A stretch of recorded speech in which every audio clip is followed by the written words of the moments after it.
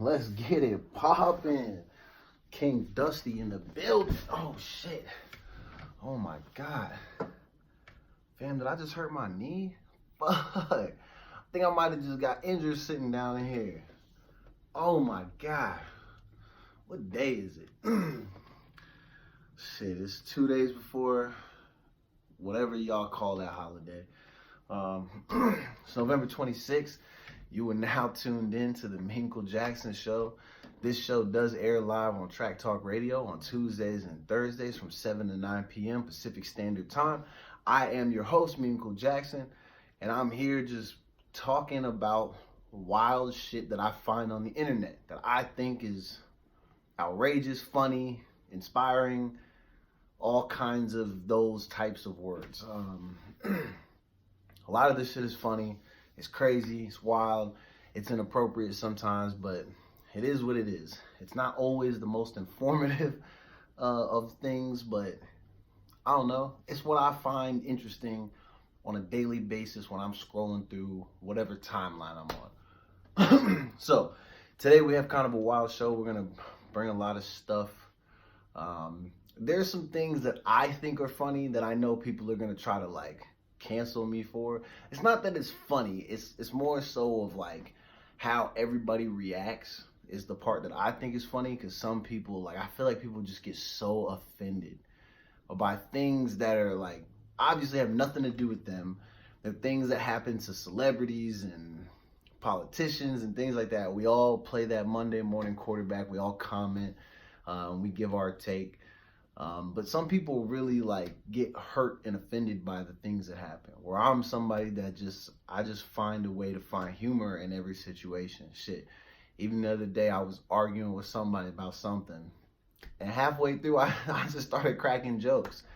I don't know what it was. In that moment I felt like being funny. And I didn't feel bad, because why are we gonna burn up all of our energy being upset and mad? So I'm going to talk about some wild and crazy shit that happened. Maybe read you some funny Tinder dating profiles. It's just going to be one.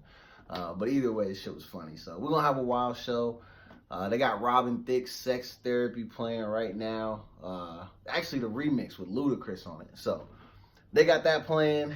They got all kinds of music. That's why if you want to hear the songs that are playing, you need to tune in live on tracktalkradio.com. Do not go on there thinking that I have my own like section and it's, you click this link and it takes you to some show. No, you just open up the station, and then at 7 Pacific Standard Time, PM, Tuesdays and Thursdays, you will hear me talking. But if you don't have time to watch that, it ain't no thing. Check me out on the YouTube. Sorry, I'm always burping on here because I drink the tea, drink the water. I smoke a little bit of weed, and so I'm a little bit, you know what I'm saying? So let me intro the show, man, and then we're going to let them jam the music, and then we're going to start, getting into the shit. I never know what to do with my hands. Let's see. Here we go.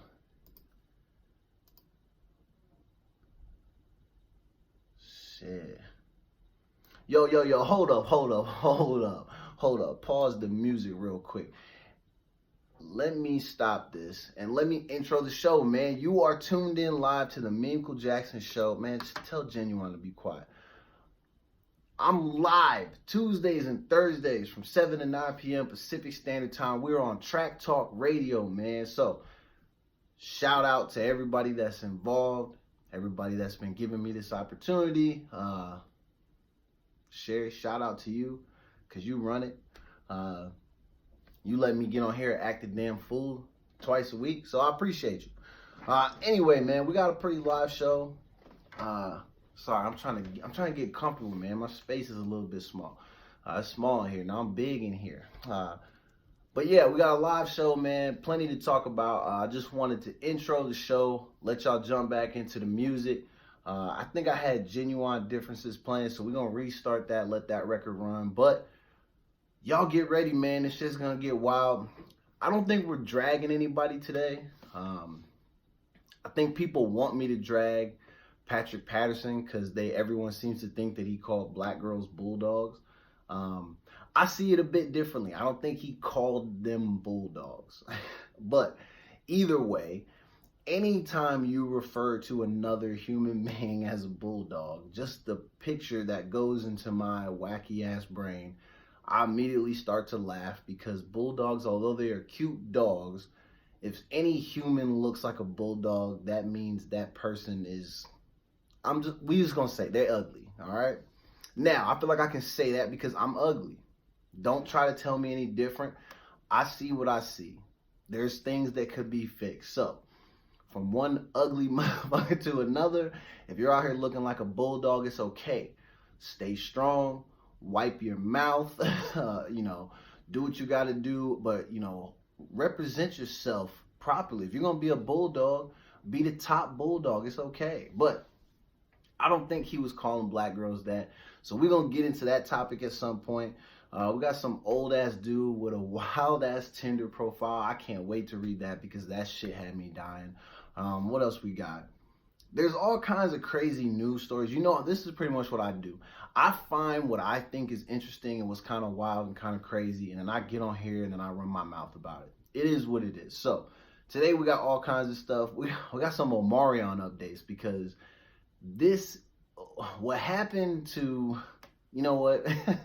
I'm sure most people know about it by now, but Omarion is low-key kind of the GOAT right now because basically what my man has done is he said, look, if you want to go behind me and play with my baby moms, then I'm going to go behind you and play with your money. And so essentially what he did was he announced the new Millennium Tour for 2020 and didn't put B2K on that motherfucker. So shout out to Omarion for being unbothered by the fact that his homeboy is smashing his baby moms and then his other homeboy was smashing his actual mother. Shout out to them for, just doing the unthinkable, but also not a shout out to them for being grimy bastards. But big shout out to Omarion. We're going to clap it up for Omarion. That's me clapping. Shout out to you, man, for being a G, understanding where you sit at the head of the business table and then just deciding that those two jokers weren't worth having on your tour. If they're going to do corny shit, make sure they don't get paid. But anyway, let me get back to the music and then we'll jump back into the show. So I'm going to be right back with y'all. You're going to have some Genuine. We might hear some old school Young Jock, some Joel Santana. Got some Noriega, Kendrick Lamar. We'll have I'm sure there'll be a Trigger Trey appearance at some point. Just the usual suspects are always going to be playing on these playlists, but I'm trying to make sure the music stays hot. Well, I don't really care. I think the music is hot, so I'm going to play what I like and what I think is hot. I'm trying not to play all the new stuff because a lot of the new shit that y'all are being forced to listen to is not hot. That's just my opinion, but one of the beauties of this situation is that I'm the person who's in control of the playlist, so if you're tuning in, you just gotta listen to whatever the fuck I'm listening to. So anyway, we're gonna jump back into this music and I'm gonna be right back with y'all in about 5-10 minutes, okay? 5 to 10 minutes. Get ready.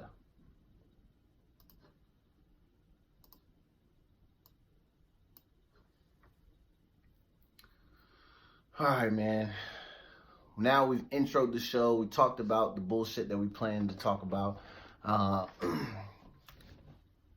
It's a good day, man. It's November 26th. Oh my God. We're getting to the end of 2019. And I'm going to say, I'm going to talk about my 2019, and I'm just going to talk about what I'm thankful for. Even though I'm doing a show on Thursday, I will not be talking about what I'm thankful for on Thursday because Thursday's show is pretty much going to be about what I did the entire day because I will be doing a solo Thanksgiving type of deal. It is tradition. Do not worry. I'm fine. You don't have to be like, oh my God, can we reach out? You should come over. No. If you want to do something for me, send a plate. I'm cool with that. But I have traditions that I have on these holidays, and so I'm going to participate in my traditions, no big deal. So I figure while we're on our first break, I'll talk to y'all about what I'm thankful for in 2019, especially considering this has been one of the worst years of my life. Now, you probably say, oh, it can't be that bad. You're here, you're breathing, you have the appearance of being healthy. yeah, all those things are great, but there has been some tragic loss this year. The loss of multiple jobs. Yeah, that shit happened, and I'm not afraid to talk about that because I'm honestly not tripping because in the end, I have transcended. And I'm on some new shit because now I started doing this. I got a job that pays me way more than what I deserve to be paid. When I talk about like I've elevated myself, like, I even moved up to a new tax bracket, which was not on the plan for this year. Now, like I said, suffered great loss. RIP to my grandfather, Hugh Sr., and to one of my dear friends, Aaron Chandler, who passed away suddenly. Her sister is one of my bestest friends in the world. Megan, shout out to you. Megan had a birthday recently. Megan has been one of my friends since I was like 17 years old. So it was crazy to hear that her sister had passed away. Wow. Amazing woman. Amazing sister, amazing daughter, amazing wife. She was all of those things. And unfortunately, we lost her. So I want to give her and my grandfather a shout out. What's crazy? All of that stuff happened at the very beginning of the year, right as I'm, losing the job and then, struggling with my own mental health. You have all these things, they start to stack on top of each other. Made the year very tough. So much transition, moving is always a pain in the ass. Everything always kind of working itself out at the last minute. It's been been very stressful. But the part that I'm thankful for is essentially it's the journey. It's rough. It sucks. I've had some terrible days, but along the way, I've met some great people. I've kind of changed my lifestyle. And I think based on the things that I've learned, and especially the things that I've learned about myself, I think I'm set up for success long term now. I think some of the pain that I have suffered recently is necessary for me to move on to the next chapter of my life. That sounds insane, but I also have to recognize that some of what I'm thankful for is being shown some things about myself that I needed to see. Ways that I needed to adjust and be different so I could get better. Now, I'm still a work in progress. And there's a lot of things. I feel like that's going to be everybody. Nothing is going to be perfect. But I've just figured out a new way to win with some efficiency. And I think that is going to be best for me long term. Now, a new plan might emerge and things might get reevaluated. We might do things different 6 months from now. Who knows? But based on how hard the year was, I can definitely appreciate what I've learned within the struggle because, like I said, it has set me up for success for the future. At least that's what I'm hoping. So, we've had a lot of good things happen. We started doing this show, got that great job, moved to a new area. My friends are healthy. I've met a lot of people who are doing great things within their professions, careers, and their goals and dreams. And I see people all around me thriving. And so I think it's reignited my hunger to some degree. And it's put me in a space where I'm ready to get it. Like, for real. And so that's what I've been doing, man. I feel like also 2019 made me funnier than what I was. And I think I went back to being a little bit funnier because, a lot of what I feel made me funny was the trauma that I suffered. The fact that even through all of, life's struggles, I still have a sense of humor, But I feel like for a little bit, I wasn't as funny because, things were going too good. And I started getting, not cocky, but you start being like, you know what? This is a piece of cake. I got it figured out. And then you start to get a little bit complacent. And then some shit happens and you have to get real again. And like I said, I think through the struggle, I was able to get back to, being a little bit myself. Back to similar like the old me. Not the old terrible me, but the old me that actually was a good time, has a good smile, all that type of stuff, likes to engage and interact with people. So I've tried to get back to that, and I feel to some degree it has worked out a little bit. But like I said, still a work in progress. But yeah, I'm just thankful to be here, man. There were a lot of dark days, and and that kind of transitions me into what I try to do weekly, which is raise awareness around mental health. I would say the year that I had caused me some great struggle and strain, and it made me go back to a time in a place in my life where everything was very dark, and I used to have the worst type of thoughts for myself, and how I wanted to proceed moving forward. And I would say that type of shit happened to me again. I'm not gonna be ashamed of having thoughts of like, not wanting to be here and all that type of stuff. Now, I will say this: even me, as tough as I am, I'm too much of a bitch to try to do anything to hurt myself. I just can't bring myself to do it. But I do get to those points where I'm just like, fuck, man. Like, if I could just disappear, that shit would be a lot better for me. Less stress for me, less stress for y'all. It is what it is. But that's not how life works. So you gotta suck it up. You gotta deal with the shit. You gotta find ways to push forward. So you have to find a way to find a way. And I feel like I've had to do that a lot this year. And even though I'm always somebody, I try to say I'm very optimistic, but I don't think that's true in a lot of aspects of my life. I think with certain things, I'm very much the other way. And so being a pessimist sometimes it's hard to want to like give these little motivational talks. And I feel like I can do it with other people, convince them to stay positive and want to continue to push and do the right thing. And then my ass will just be like, nah, this ain't shit. It's not gonna work out because I know it won't. And da da da da. I become super negative just about myself usually. I'm trying to work my way out of that, and I feel like I've gotten better about that. So, becoming more optimistic about my future and about my skills and the gifts that I have, and the best ways that I can use them to impact lives. I feel like 2019 has taught me a lot, and so that has been the thing that I'm most thankful for. Ultimately, it comes down to the journey, the struggles and the success that I've seen from the struggle, some of the pain and the trauma. It's definitely opened my eyes. I feel like I think I still have moments where I take things for granted, but I will say that, just based on knowing that anything can happen at any time, I have tried to put my best foot forward and make sure that I am choosing to live each day to its fullest. So I'm just trying to get out there and laugh more. That's my best technique at this moment. So without further ado, we're going to jump back into the show. They've listened to enough music. You've listened to me talk enough. We're going to jump into these topics, man. Let's get it. Man, cut that off, man. What song is playing? Oh, it's Trey Songz. Now it's the Young Jock. We're going to start that on the next go round. What up? It's your boy. I'm back, man.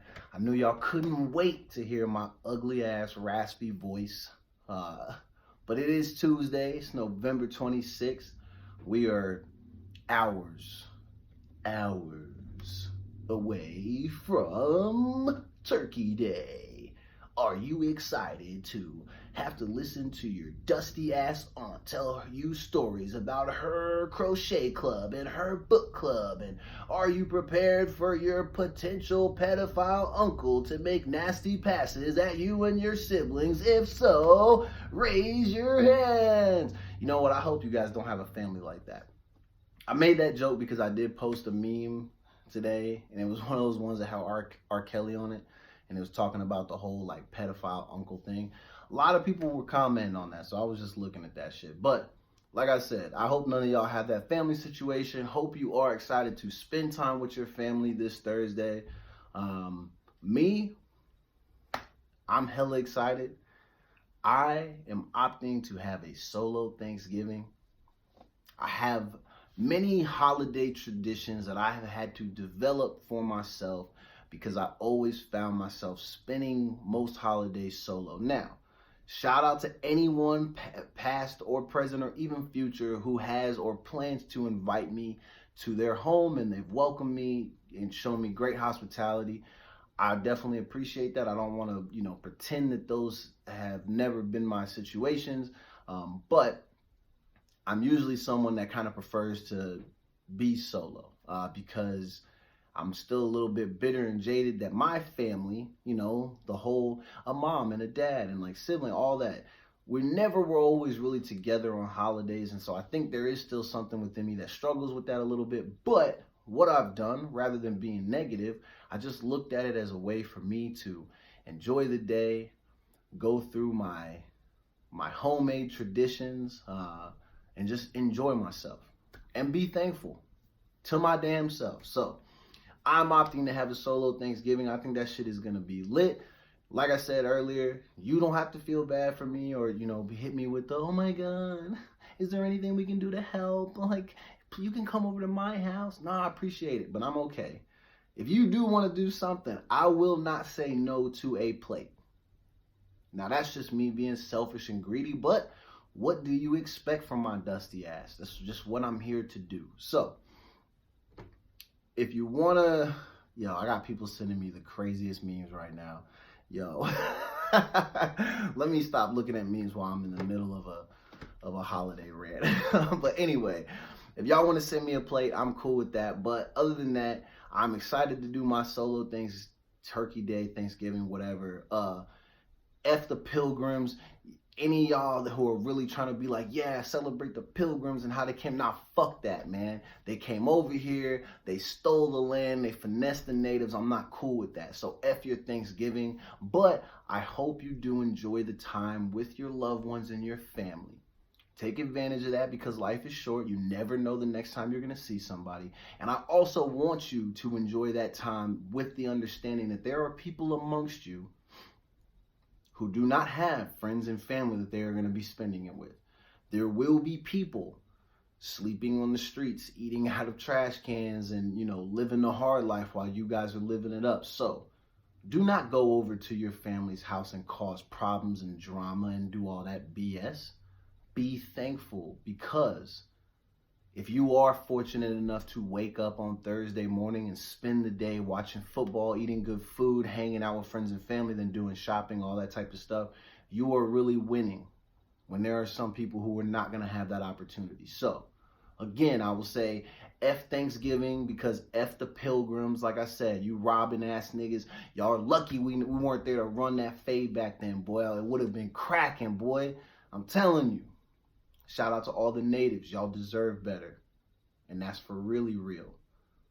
But I want everybody who's planning to participate in spending time with their families to be thankful for that shit, man, because life is short.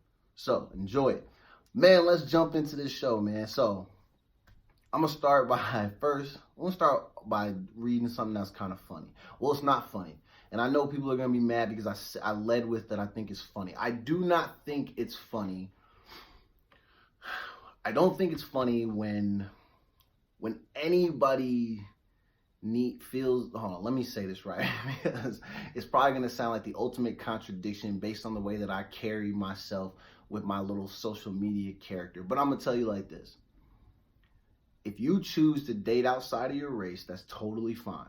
But I'm not a fan of people disrespecting other races, based on dating preferences, all that. So, but I will say for Patrick Patterson, because we're talking about Patrick Patterson. If you don't know who that is, he plays for, who's he play for? I think he plays for the LA Clippers this season, but he's an NBA basketball player, and he is a black man who is married to a white woman. Now, recently, he got into it.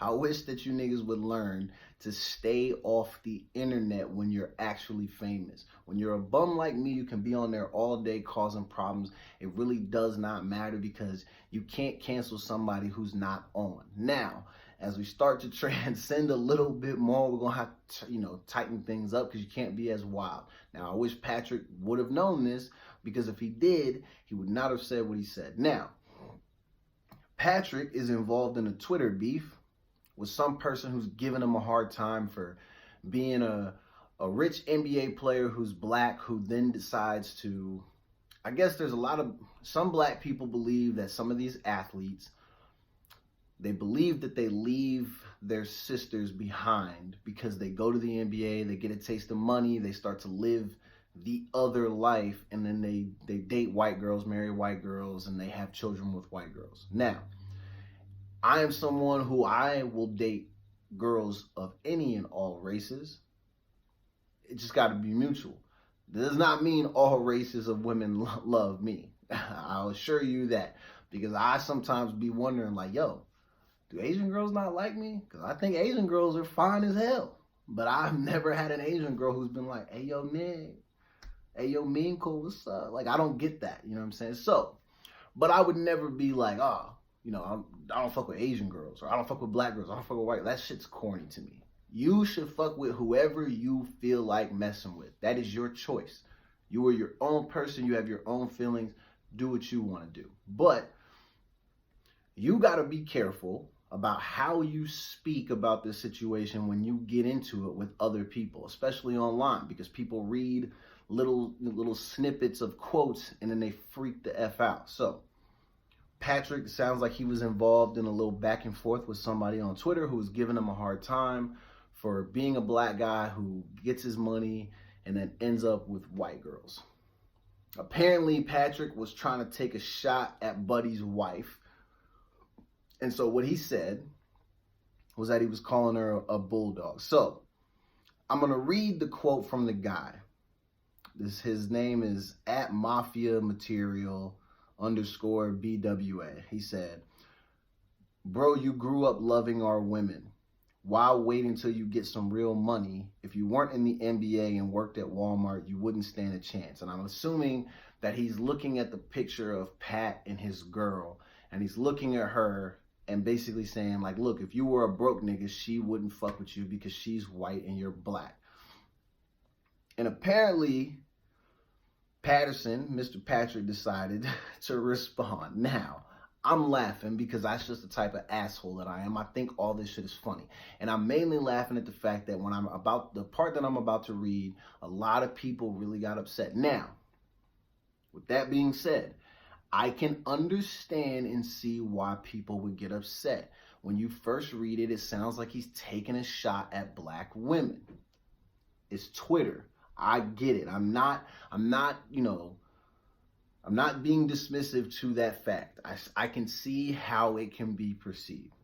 So Patrick says, so I should settle for a bulldog and act like I'm happy with my life and preach keep it in your race to the world as if, Dr. King didn't fight and die for equality. That was one of his quotes. He then goes on to say, acceptance, all cultures loving one another and no hate, ? That may be your life, but I don't want that for mine and my family. Color doesn't matter. Wake up. Now, when you first hear the part of, so I should settle for a bulldog, I think people really took that and they were like, yo, he just called black girls bulldogs. Now we got to ride on him. He's all the way canceled. First of all, again, you can't really cancel somebody who's not really doing anything. Now, shout out to Patrick Patterson. Many people may know him. When he played basketball at LSU, he was, highly recruited out of high school. Not a bad player. But since he's been in the NBA, he has just been an average player. He ain't Braun. He ain't KD. He's not Kyrie. He's not none of those niggas. He's like a Jeremy Lin type of nigga. Like he's in that bracket. Nothing wrong with that. Shout out to Jay Lynn. Shout out to Patrick Patterson. Y'all are in the NBA. That was a dream of mine that I did not achieve. So I'm not throwing shade at you. But people want to cancel my man because he made this comment. Now, he did come back to say, this is a direct quote from him. He said, I want to address my use of the word bulldog. During a conversation with someone who I felt was making disrespectful remarks about my wife and our relationship, I responded with the same, making a cruel comment about his wife's physical stature. Now, I will say, respect to my man for actually putting on there that he was purposely trying to take a shot at Buddy's wife. Now, you're engaged in a conversation with that dude on his Twitter. You might think he's taking a shot at your wife, but he really wasn't. He was taking a shot at you, and then you immediately just disrespected his wife. So that is the part that's foul, because you shouldn't talk about any woman that way. Now, you called her a bulldog. That's grimy. But Also, like I said, shout out to you for being upfront and honest. So he says, I know that two wrongs don't make a right, but I let my emotions get the better of me in the heat of the moment. For that, I apologize to him, his wife, and the rest of his family for the hurtful and crude comments made on that day. He then goes on to say, as I did in the rest of the conversation thread, multiple times, he says, I will clarify again that I was not using the term as a reference to black women. That is not at all how I feel, but I do not need to justify to the world that I love my black people. I have no animosity or bitterness towards any race. I believe in love and equality. Now, Patrick, I think it's fair to say that, man. And I would say this, and I know y'all are going to come for me like you tried to do with the Kaepernick thing, but I don't care. It's just real. Stop getting so offended. Unless fam actually says, I think all black women are bulldogs, you can't just always assume that that's what he was saying. So, there was one person I saw on my feed who posted this article who was not a black woman. Now, I can respect the fact that you were trying to ride for the other team, show your support. That's super dope. But she literally posts the article, and then she gets on there and she's like, he's complete trash, and he probably has a terrible relationship with his mother. And then he starts to go into where she's psychoanalyzing everything about this guy, probably not knowing anything about him, probably not reading the actual Twitter thread between him and the other guy in question. Literally just read the first statement and was just like, oh, he hates black women. That's crazy, y'all. Y'all gotta stop doing that. Do you really believe that fam hates black women? Now, I know that there are a lot of people who do this type of shit who really do. I get that. But you got to look at this. Does he have history of being that type who's going on there and saying those type of things, making hurtful comments directed at his people? He's a black man. I mean, unless she's not involved and never has been involved, I will believe that he's been raised by a black woman. I can't imagine that after all of those years that he was just like, you know what? Fuck you, mom, and your people. I'm done with y'all. I doubt that he's doing that. And based on the way people are reacting to it, you would think that that's what he just did. And he did not. So, black people, y'all gotta ease up, man. Stop trying to get everybody on earth canceled just because you don't like when they make little comments.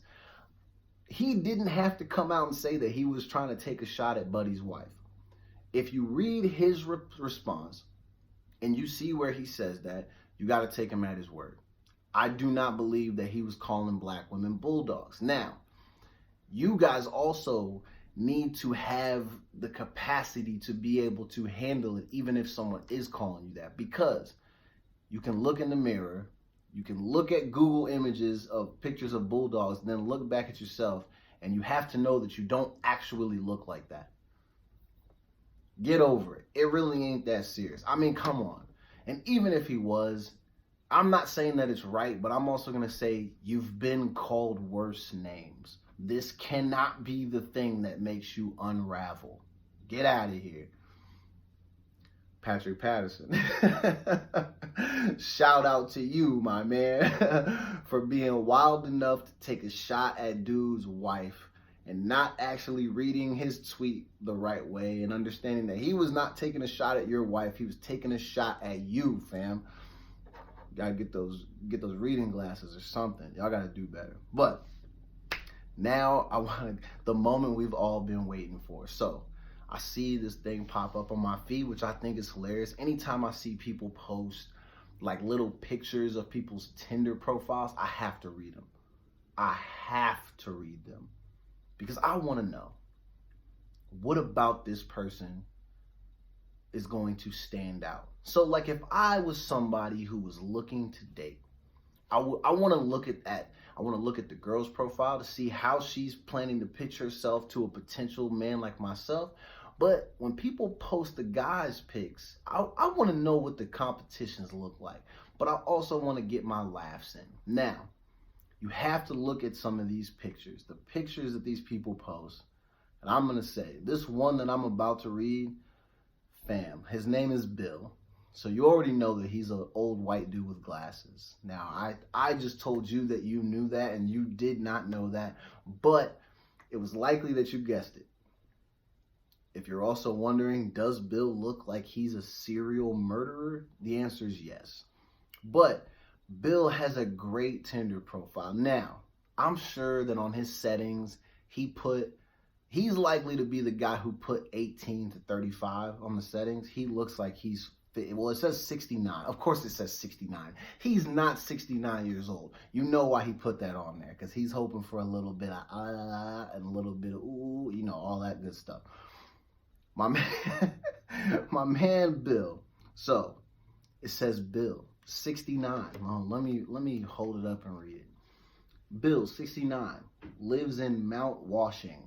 It literally says Washing.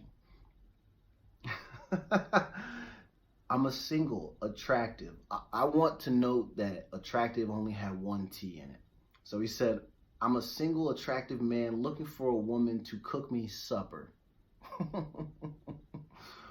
Fam, no one still says supper. This is not the 1950s.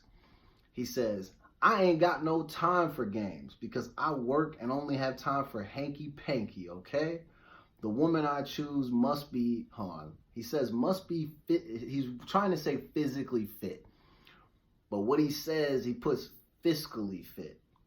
The woman I choose must be fiscally fit too, because I'm pretty much a Clydesdale, okay? Jesus Christ, Bill. You can't put that on there, fam. You're not going to get any swipes to the right. Everybody's going left. If they weren't already, they definitely are after that last comment. He said, I don't want kids. Bill, you're 69. You already had your shot. Give it up, my nigga. He says, I don't want to have kids, so don't be asking me to make you a baby, Karen. Who the fuck is Karen? And why is he directing this at somebody? This is a public thing. It's not just for Karen. So it says, macaroni and cheese is my favorite food, but not Kraft. Ladies, you heard that shit. Do not feed my man Kraft macaroni and cheese. He don't want that janky shit. You better come with your best Paula Deen recipe, because he probably only messes with Paula products. You know, they're similar in ways that they like to, you know, never mind. So he says, I have a LeBaron. Do any of you know what that is? Do you know what a Chrysler LeBaron is? Jesus Christ. Look that up. Google image Chrysler LeBaron. That way you can see the type of car he's rolling around in. I mean, and if he has the good one, that motherfucker's convertible. I can guarantee you that. He says, I have a LeBaron and Hall & Oates make good music. I don't know why that last part's on there. It's just a statement, I guess. He just want to show you what his music interests are like. Now, shout out to Bill for being brave enough to list himself as a Clydesdale. So, and I know he probably put that on there because when you sign up for your Tinder profile, Clydesdale is not an option on body type. I think it's like skinny, like athletic. I think in this normal one, I don't know. I haven't been on a dating app since like the beginning of the year. And I'm terrible at dating. So I bet Bill's getting more matches than what I ever got. And if he is, it might be time for me to like just retire. Because if Bill, age 69, which again, if you see this guy's picture, you should look at my page because I posted this. He doesn't look like he's 69 years old. He obviously put that on there because he's trying to reach out to the freaks. Bill is really trying to, you know, lick something tonight. So, shout out to Bill for, like I said, being brave enough to list himself as a Clydesdale. He does look like a serial murderer. Ladies, if you're in his area, be careful if you're thinking about swiping right. Bill may not be the guy for you, and you might also end up as some sort of decoration in his basement. So, be careful. Man, we're through the first 40 minutes of the show, which this shit is lit. But I got a few more of these little stories before we go to the next break that I wanna get off real quick, get off my chest. Pause. Let me stop, man. I'm over here being wild. This was a shocking little article that I saw. I saw that Gabrielle Union got fired from America's Got Talent, and it says that she was fired for speaking up about racism and sexism. Now, as all of you know, these two topics are very dicey to talk about. I wonder what's going to happen with this. I'm sure there will be a lawsuit. If you're being terminated because you're speaking out against injustices, like, this cannot end up being a good look for the network if they fired her prematurely or did the wrong thing. You almost hope that just because I think Gabrielle Union, I think it's appropriate and fair for us to list her as like national treasure for Black people. I don't think that's a diss. I mean, for all people, but I think that's definitely, like, that's high praise. Like, Gabrielle Union she's a national treasure. So, her being fired off America's Got Talent, oh my God, we about ready to riot over this shit. So, let me read some of this. So, it says, Gabrielle Union will reportedly not be returning for the next season for America's Got Talent. And it turns out, and I love how they referenced, it says, it turns out that being Mary Jane, oh, they're just referencing her show. But I guess she didn't leave on her own terms. So they were trying to clown her with the play on words. At least I think. Or maybe I'm just reading it like that in my head because I just try to make everything funny when it doesn't need to be because I'm an idiot. So it says da da da da da da da da. Hold on.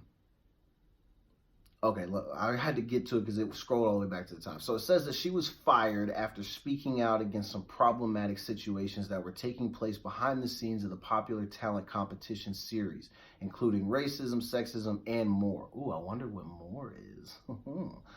Her co-judge, Julianne, I never know how to pronounce her name, will also not be returning. Ooh, I wonder why she quit. Is she like really riding for the people, or were they just like, yo, you're whack, so we're not bringing you back?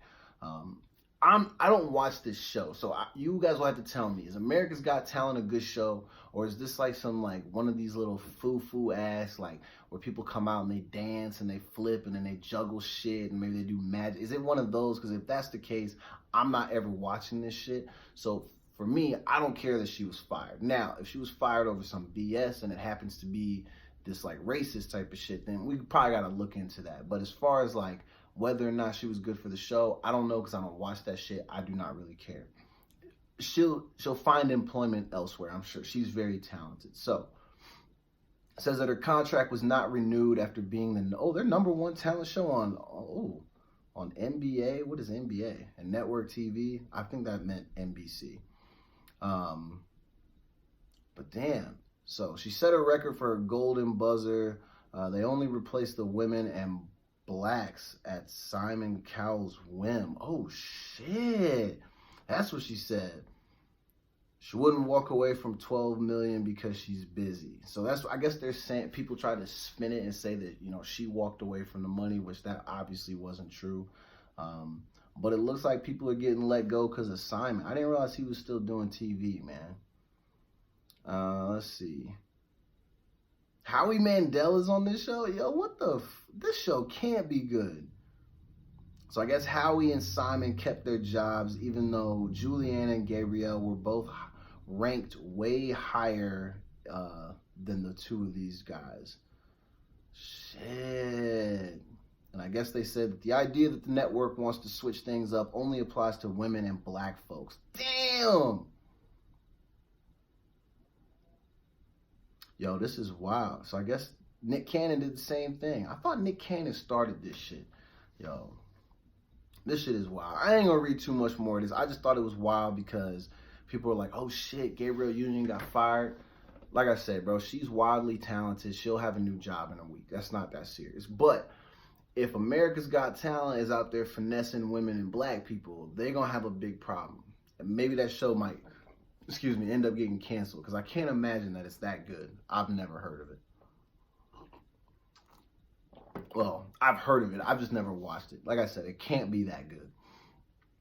Not as good as the Millennium 2020 tour that's finna pop off. It's gonna have some of your fan favorites from the early 2000s. Yin Yang Twins, Lil Bow Wow. Who else is on there? Some other people. But not B2K. So, we got Pretty Ricky, Sammy, Lloyd, Soulja Boy, Yin Yang Twins, Bow Wow, and Omarion. And you're probably wondering, well, I didn't hear him say B2K. Yeah, you damn right. I think we all forgot that Omarion was kind of in control and in charge of this whole Millennium Tour thing. Now, most people realize that a lot of people aren't generating huge amounts of income purely from just their music streams and all that. You got to go tour. You got to sell out shows. You got to perform, do all that type of shit. But if you don't do that, it's not likely that you will get any money. So, Lil Fizz, homie, you played yourself by playing with his baby mom's lower lips. You shouldn't have been doing that, bro.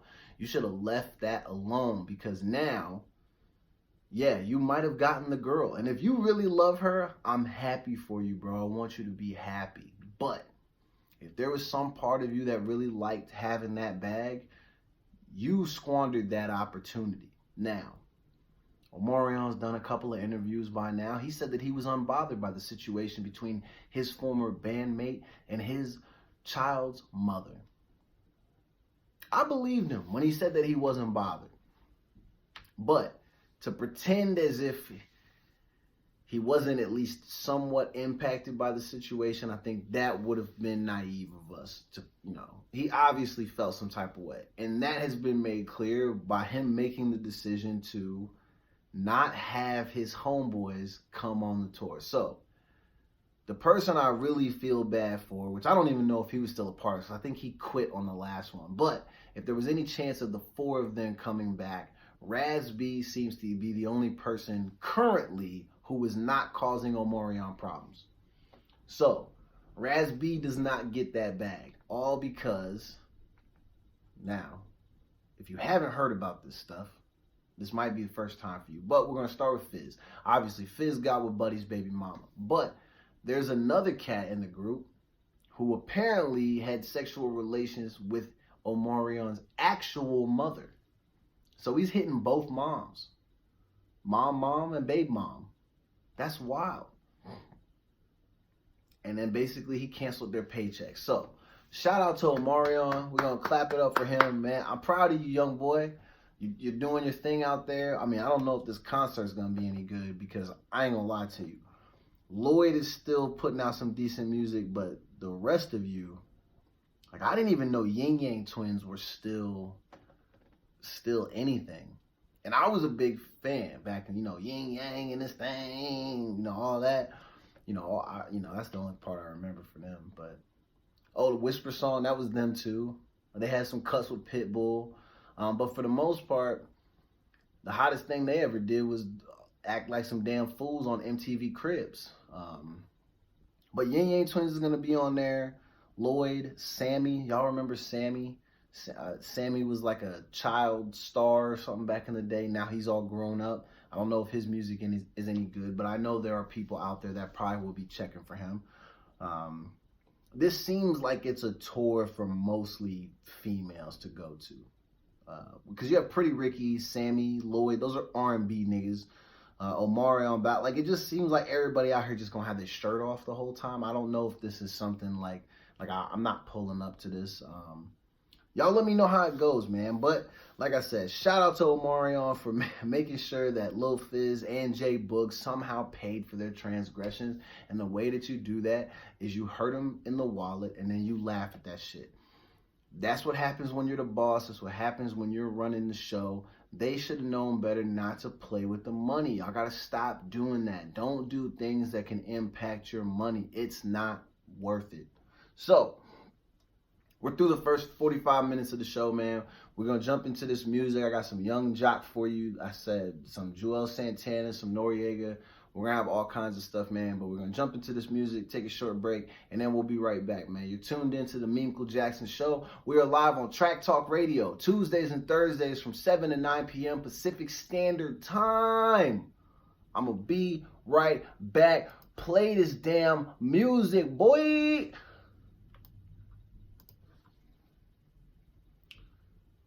Yo, man, that's wild. I wonder what that tour could generate. Because if the tour makes a lot of money,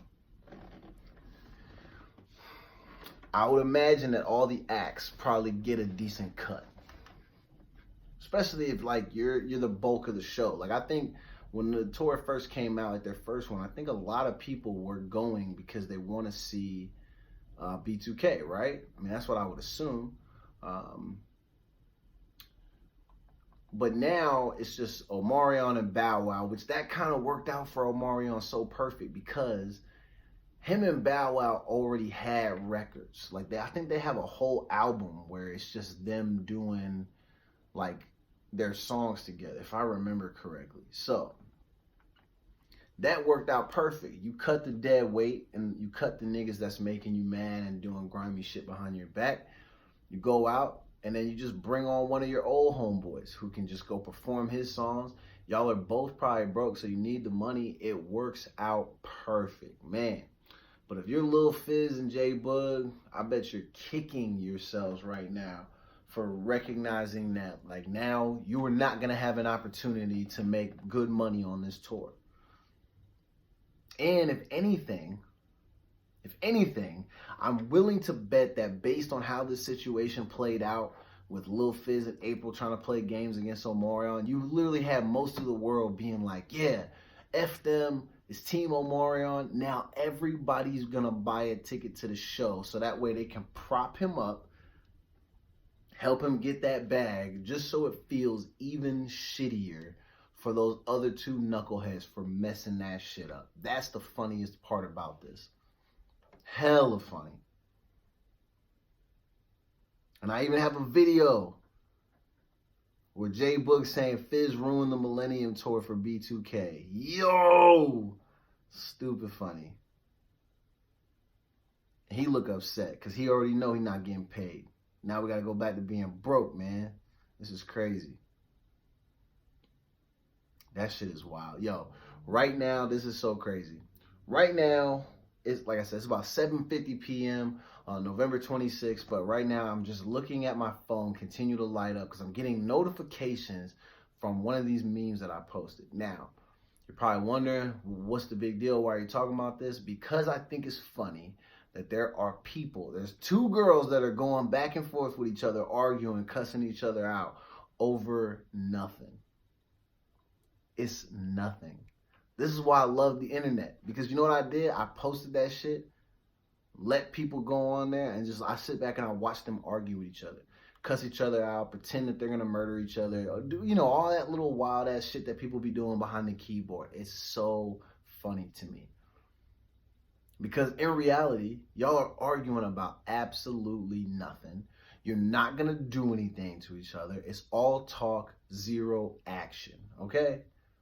But this shit is funny because they're literally like going back and forth rapid fire. I'm like, man, y'all have fun sitting in there arguing by yourselves.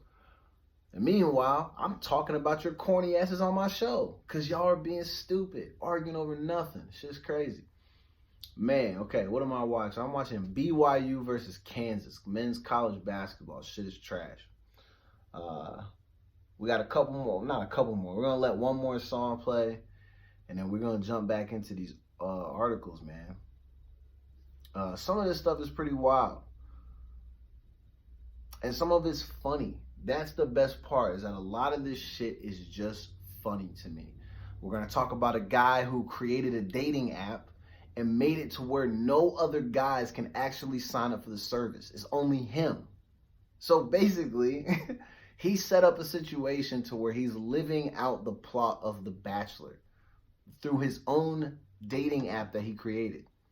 So not only is he finna get paid, if he's not already being paid for creating this app, but he's also about to have his choosing when it comes to picking a potential partner.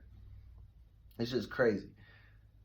I don't know if girls would probably pick him. I don't know. He don't look like he's terribly ugly, but he also just looks like a dude who spent a lot of time creating an app. I don't know.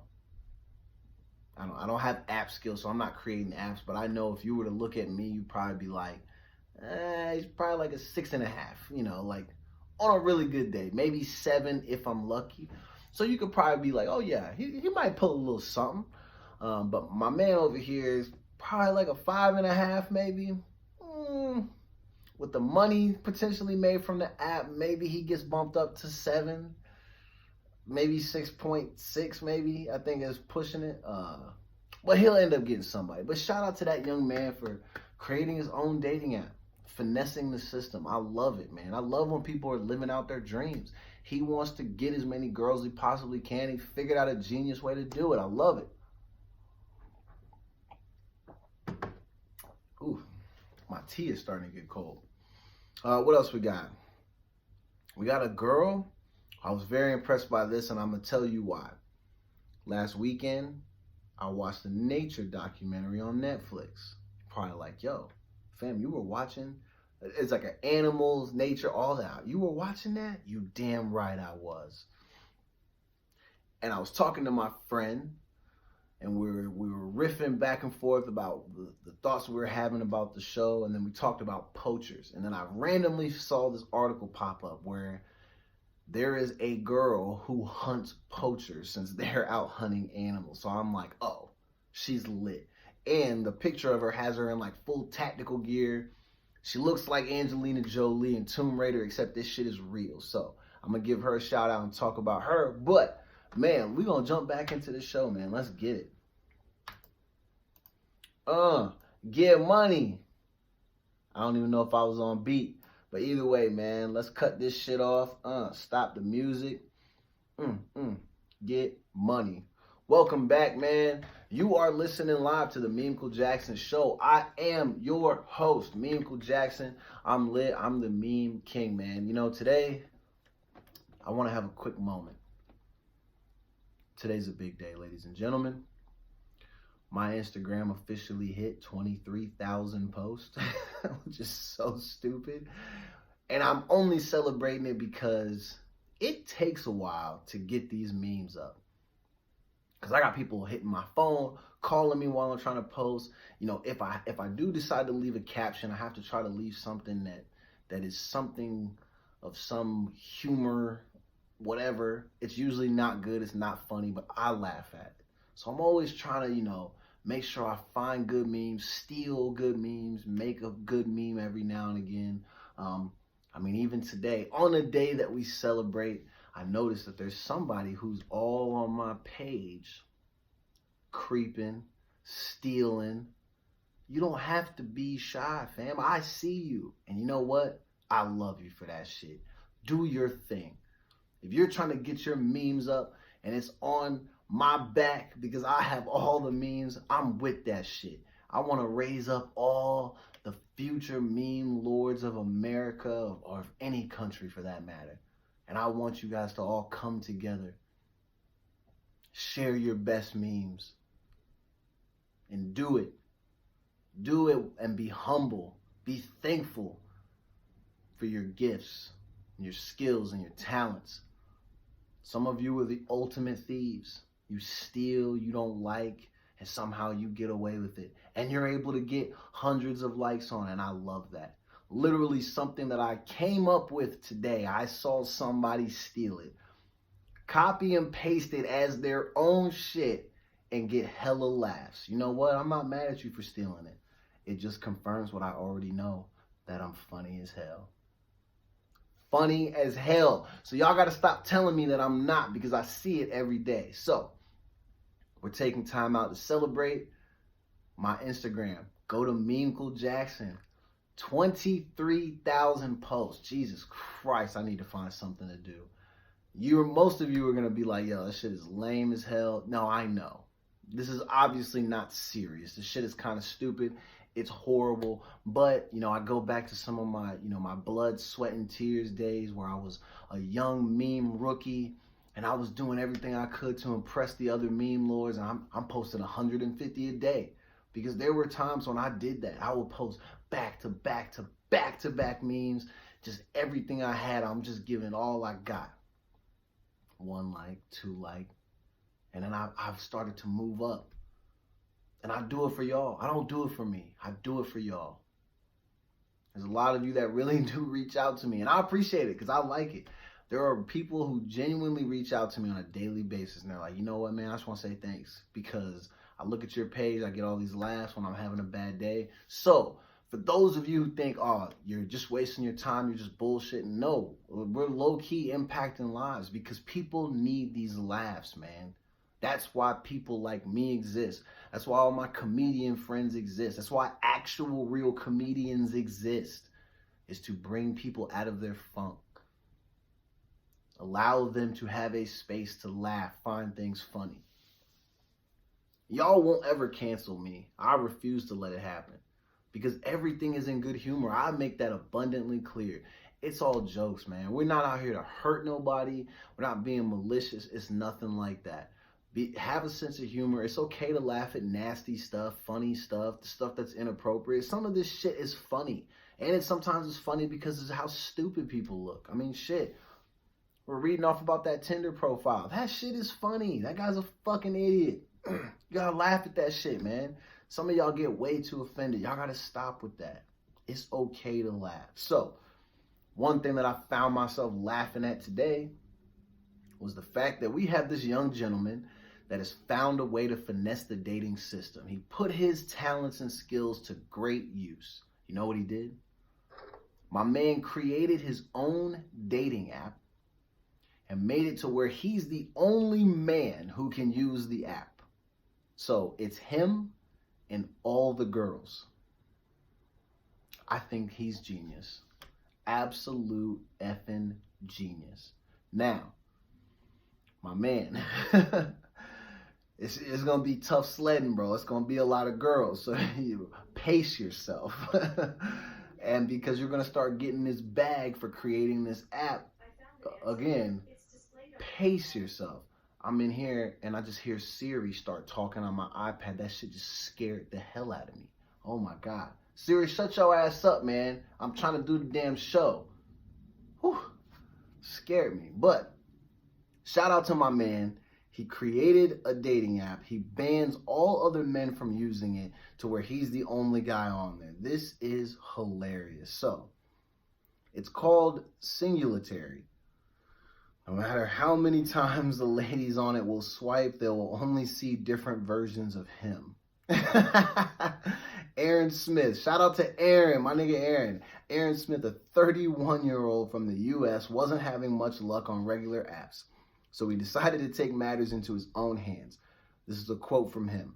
"The biggest problem with the other apps is my face is not featured prominently." What? He said, "If life gives you lemons, you should first make lemonade. Then make sure no other companies can produce or distribute their own soft drinks." So the only game in town is lemonade. He's a genius, bro. So if you're understanding what he means by that, is basically he has the skills to create an app, and it's a dating app.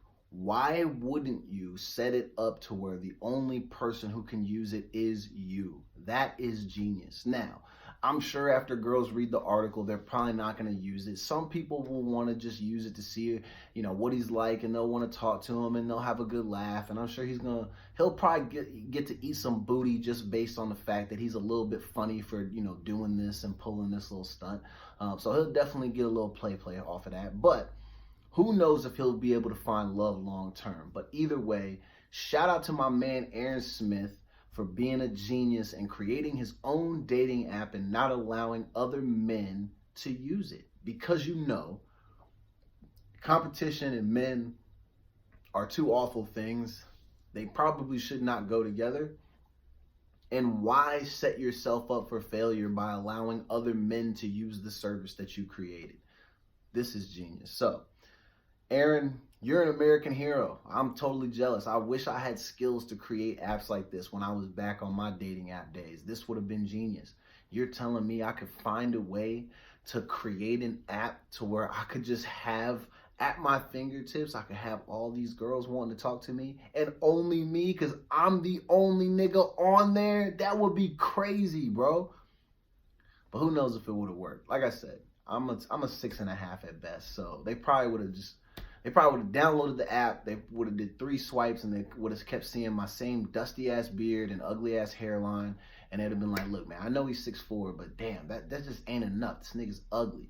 And then they probably would have deleted the app before I would have even been able to talk to him. But hopefully Aaron has more luck than that. Like I said, when you look at some of the pictures of Aaron, I don't know, Aaron. I mean, like I said, allow the bag to help you bag the girls. That's just my advice to you, fam. Anyway, again, shout out to Aaron. He's a G for that. So my next thing, because we go from that being kind of funny to something that is not very funny. And again, When will y'all learn? Y'all got to stop getting caught on tape being racist. It's not worth it.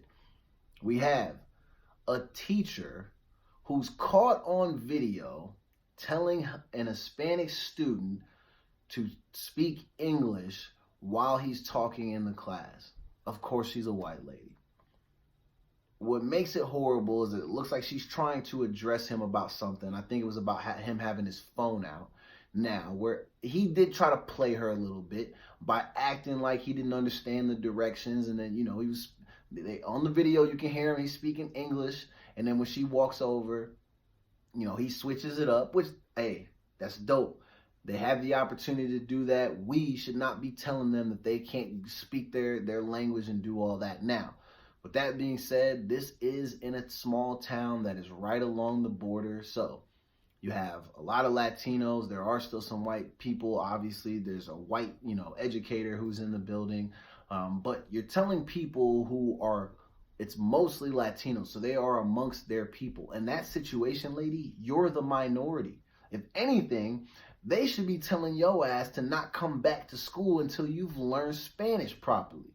Don't talk to me unless you can actually talk to me. So I wouldn't even be mad at them if they were to say that to you. So he does kind of play himself a little bit because he pretended to not know what she was saying and, act all funny a little bit. But she was wrong for looking at him and trying to tell him, hey, stop speaking Spanish. You need to speak English. This is America. And that's where it gets messy, because when you try to look at somebody and you try to say that it's America and that based on it being America that they should be forced to speak English, that's pathetic. And what it is that some of you people who really firmly believe that are probably just assholes, and you're miserable, and you're probably jealous at the fact that these people know multiple languages and you can barely speak the one that you've been speaking your entire life, because most of y'all are that dumb. But I wanted to point that out and highlight it again. We have another stupid woman, not woman, but just stupid person who is exercising her privilege in those moments to demean and dismiss a minority. So she's going to get what she's going to get, which will probably be losing her job. But lady, you played yourself. You should have never told him that. You want him to get off his phone, you should have been like, fam, put your phone away. You're going to go to the office or I'm going to write you up, do whatever. But when you start going into the whole like, well, you need to speak another language and do all this and that, you know that you're doing the wrong thing, or you should know. And you also have to understand that we live in a time where people are very quick to pull out their phone and get you on tape. Now, if you had a family at home, if you have a mortgage, that you chip in on, your kids need clothes, it's the holidays, fam. This is the wrong time to be losing a job. I hope you know that. I hope you have learned your lesson, because this is going to be tough sledding for you, man. You may not have a job for a little bit, all based on the fact that you opted to treat a student poorly and kind of be a racist C word. You know what C word stands for? Cat. Yeah, you guys all thought it was cunt, huh? Ooh, can I not say that? Nah, fuck it. Anyway, Cheese is in the building. What's up, man? Let's see. What else we got? So I wanted to talk about this lady. So, check this out. When we went on break, I was talking to the camera. I gotta boost my chair up. Ugh. I was talking to the camera about how on Saturday, I was kicking it with my friend Holly, and we were watching, Netflix has some like nature animal type of documentary series deal. I don't know what that shit's called because I don't watch a lot of these, but I was very intrigued. They talk a lot about a lot of the different animals and all that kind of stuff. So while we're watching that, we're sitting there talking. I'm talking about how I do think it's corny that, and I get it. Rich people get bored, and so they need to have certain types of hobbies. They can't just go out and play basketball. That's not fulfilling for them. So what they choose to do is they do shit like hunt big ass animals. Like you have people that really go out and try to take down elephants and rhinos and lions and tigers, and they're called poaching assholes. That's what I call them. That last part I added, but they are referred to as poachers. So I thought it was super cool, and this is back from 2015, but because I did not know this, this was very interesting to me, so I wanted to bring it up again. So, I don't know if this is still the case, But apparently, there is this girl who hunts the poachers, which I think is kind of dope. And in this picture they show, she's like in full-on tactical gear, looking like Angelina Jolie off Tomb Raider kind of, but like the more badass version, the one that actually looks like she can whoop your ass. So she got the strap, the sidearm, like all kinds of shit. This shit is lit. But the headline talks about how it says people hunt endangered animals. Excuse me. So this woman hunts the poachers, and I was like, oh shit. And then the picture, she's got the gun like ready. I'm like, oh shit. Do you think she shoots him? Because I heard that there are groups of like people who protect in certain parts of the world where we have a lot of these endangered animals. They have people who really like hang out there and protect them. And so they will shoot on sight. And so I'm wondering like, yo, is she one of these people? If so, that might be kind of lit. But so we take, for example, the black rhino. Population of this magnificent animal have decreased by 97.6%. This article came out 2015. So who knows what it is at this point. I want to say within the last like year or so, I think we've all been told that the last rhino available was killed. And so I think the rhinos are extinct at this point. Now, if I'm wrong and you're an animal expert, let me know, because I don't know if all this stuff is always right. Let's see. So it's decreased 97.6% since 1960. It is very clear that unless some heavy force and invested interest is given to help reduce rates of poaching, the entire planet will suffer from loss of biodiversity and the greed that is causing it. Man, okay, so they have this nonprofit called VetPaw, which is Veterans Empowered to Protect African Wildlife. And it's focused on protecting African wildlife from illegally being hunted and captured. This is super dope. So, a recent addition to this group, and at the time, I don't know if she still does this. I would be interested to find out. Her name is Kanessa Johnson. She was a U.S. Army veteran who served 4 years in Afghanistan. In 2015, she and a team arrived in Africa to take on a new mission. And according to her, this is a quote, it says, "We're going over there to do some anti-poaching, kill some bad guys and do some good." Holy shit. Yeah, we're finna go over there and run it. These niggas is acting up. We're gonna put them out of their misery. You wanna mistreat these animals, you're gonna take a bullet to the head. That's basically what the quote said.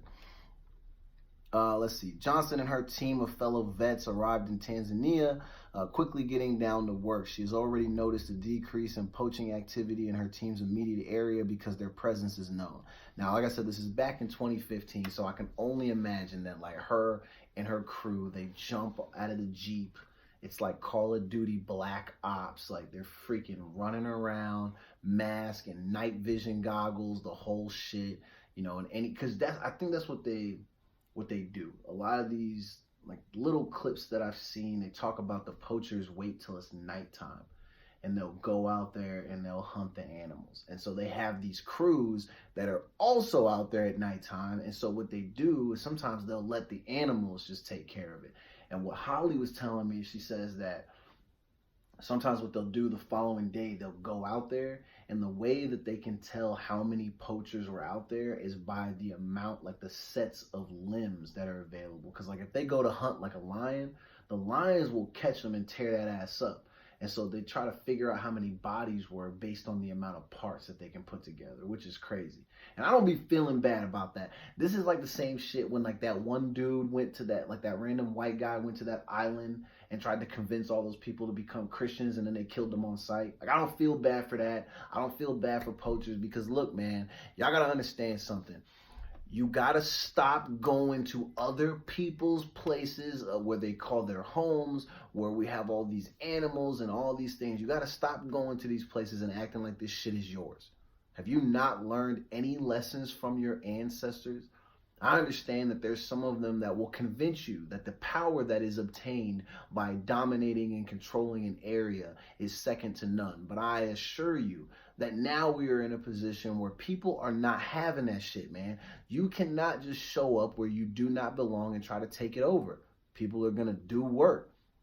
And in the case that I'm talking about, that guy a couple years ago, he got killed. And I thought it was funny that the family wanted that tribe to be brought up on charges. Fam, if I'm a lawyer and you make that call to me, I'm going to be like, you think I'm going over there or sending someone over there to serve a subpoena? Are you out of your freaking mind, lady? You go over there, you have every intention of trying to convert them to be more like you. You try to use the whole Bible thing as a way to like incite fear to them and thinking that they're going to join you. And instead they're like, oh, no, no, no, no.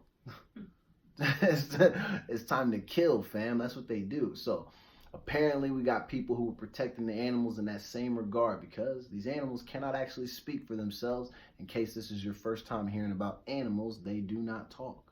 So what they do is if you go out there and they feel like they're in fear of you, they will attack you. So I hope more poachers get stomped on by elephants, get chased down by big ass cats, and get torn to freaking shreds.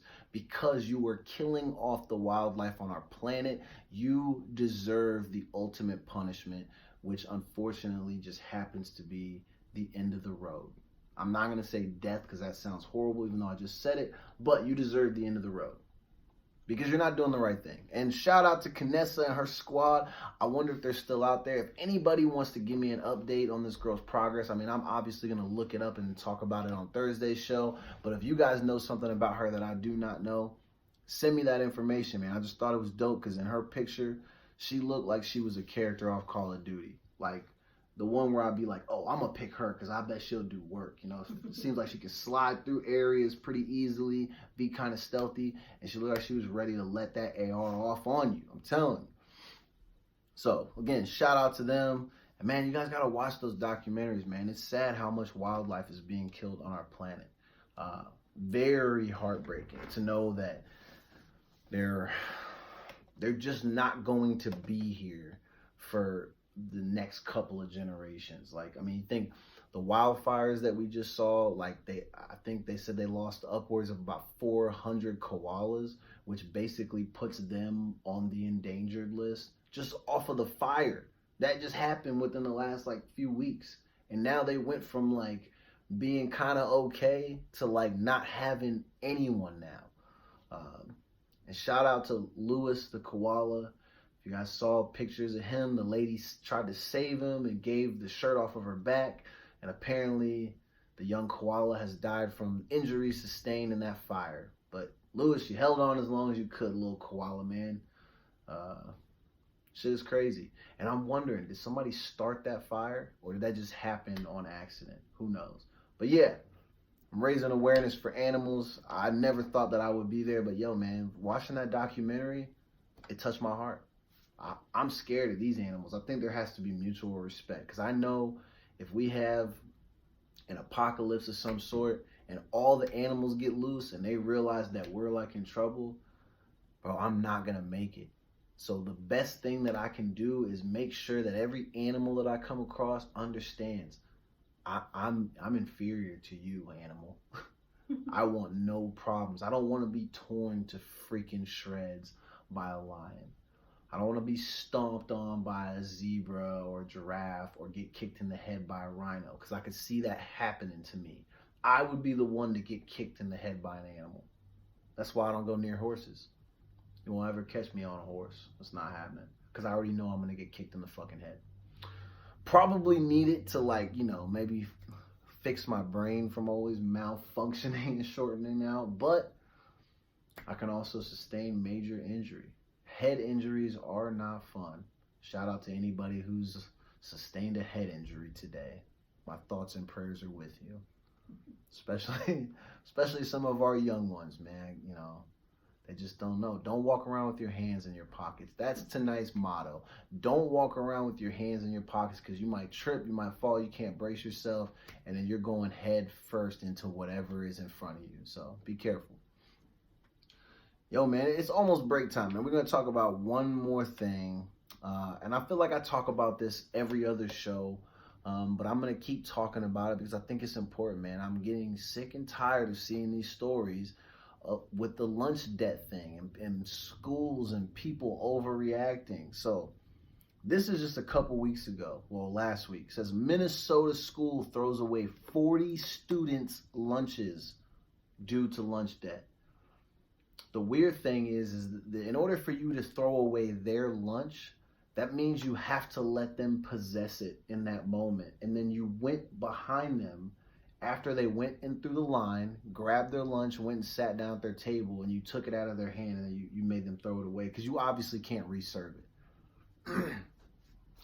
My thing is, if they're going to get as far as to get the lunch and then be able to either stand at the front or walk away from it, once they touch it, why wouldn't you just give it to them? It's just a lunch, pal.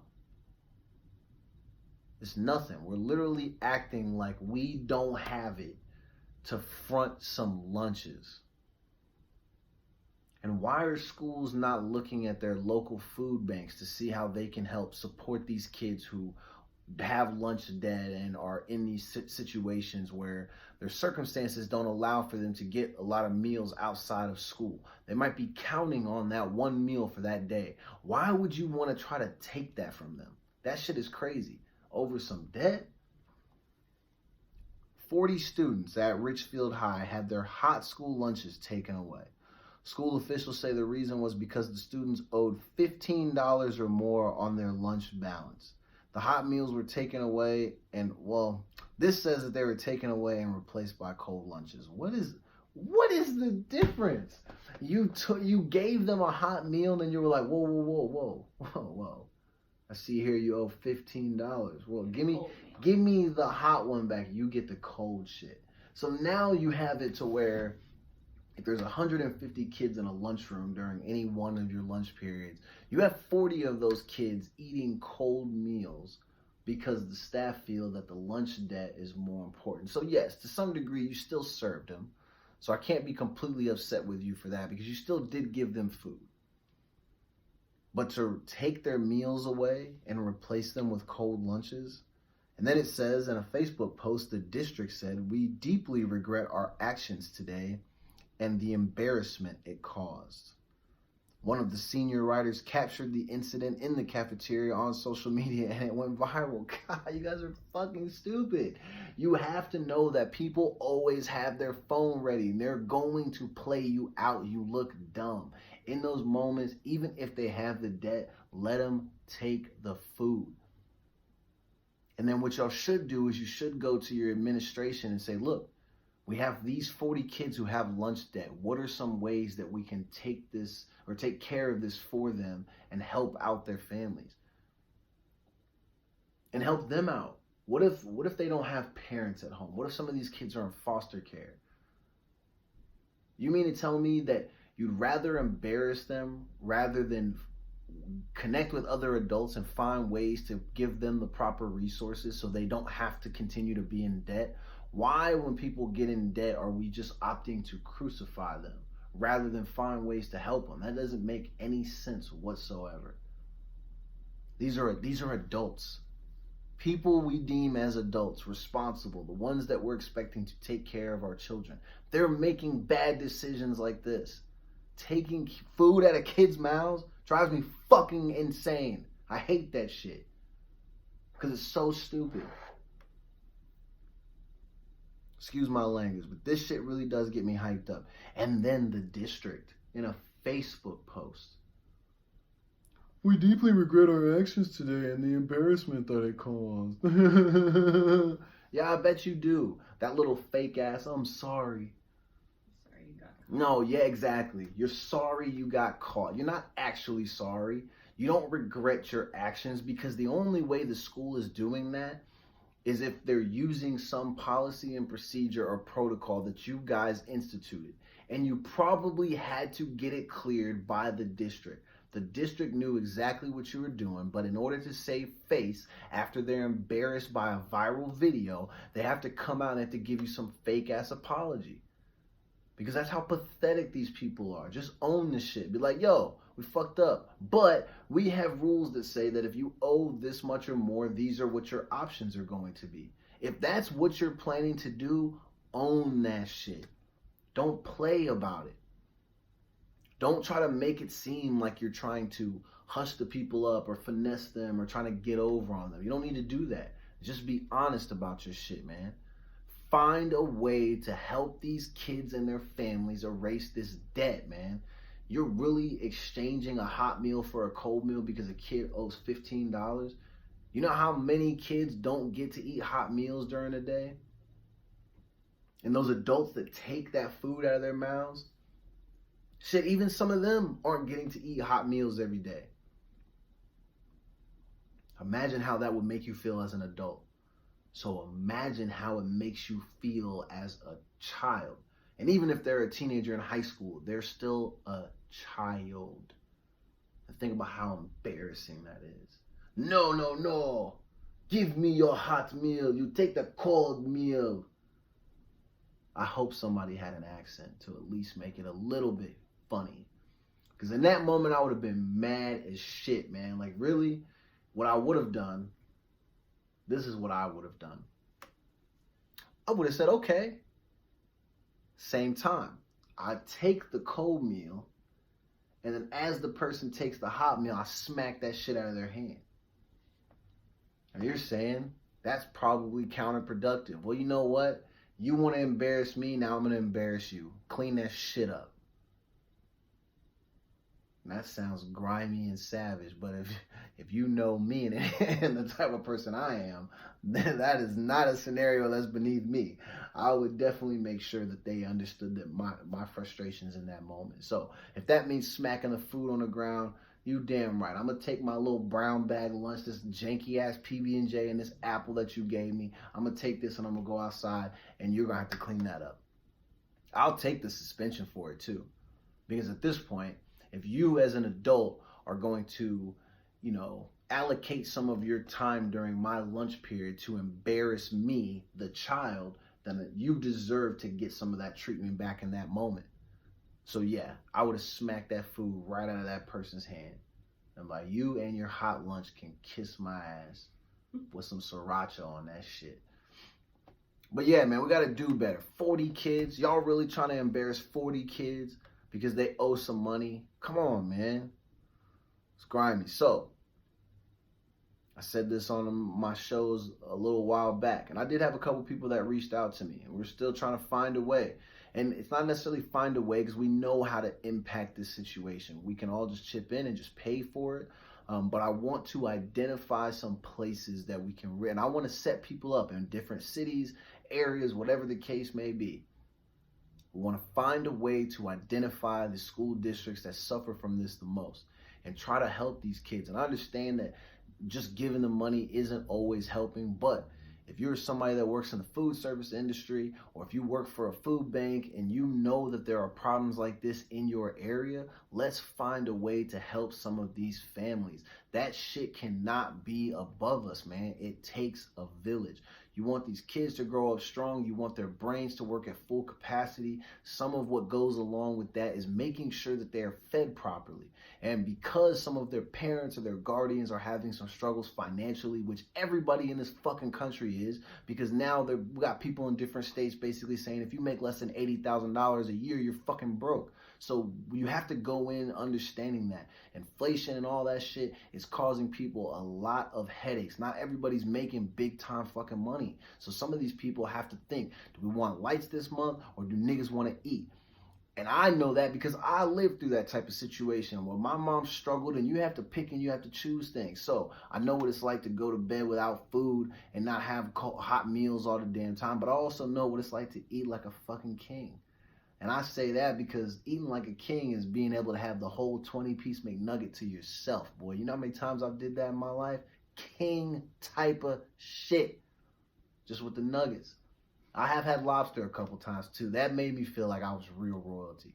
And you guys are probably looking at me like, yo, this nigga's talking about eating lobster one time. He thinks he's royalty. You damn right, because I didn't grow up eating lobster all the damn time. So, again, like I say, there are some families who really struggle. This is one of those things where we should not be putting people in a situation where they have to question, am I going to be able to eat? Especially at school, man. There has to be a way where we can get these kids to all have free lunch. That is something that I would be willing to chip in for every single month. If I knew that somebody was taking $10, $15 out of my paycheck, every time I got paid, just to go into a pool where we can distribute it around the country for lunch debt, I'd be totally fine with that.